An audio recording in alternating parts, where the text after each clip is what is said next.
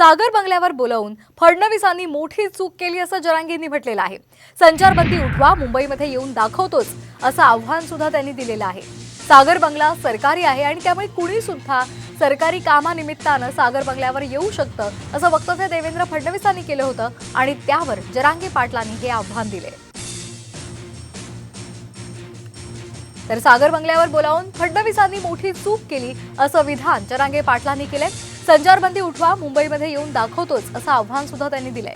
सागर बंगला हा सरकारी आहे, त्यामुळे कुणीही सरकारी कामानिमित्तानं सागर बंगल्यावर येऊ शकतो असं वक्तव्य देवेंद्र फडणवीसांनी केलं होतं आणि त्यावर जरांगे पाटलांनी हे आव्हान दिलंय।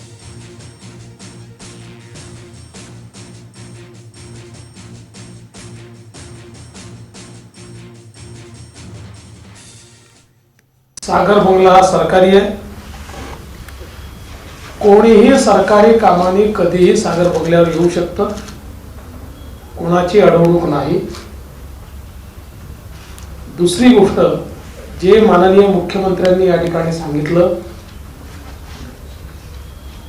कुठल्या निराशेतून ते बोलतायत, कुठली सहानुभूती त्यांना घ्यायची आहे याबद्दल मला कल्पना नाही। ते जे बोलले ते बिनबुडाचं आहे, धादांत खोटं आहे, त्यांना देखील माहिती आहे।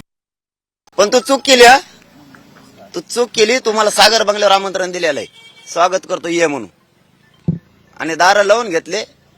आणि हे पोलीस बांधव तुझे नाही येत, ध्यानात ठेव। यांना विनाकारण विठीस धरून कायद्याचे तू हे करायला लागला। हे सगळ्या जनतेचे आहेत। संचारबंदी उठव, बघ मुंबईला येतो का नाही।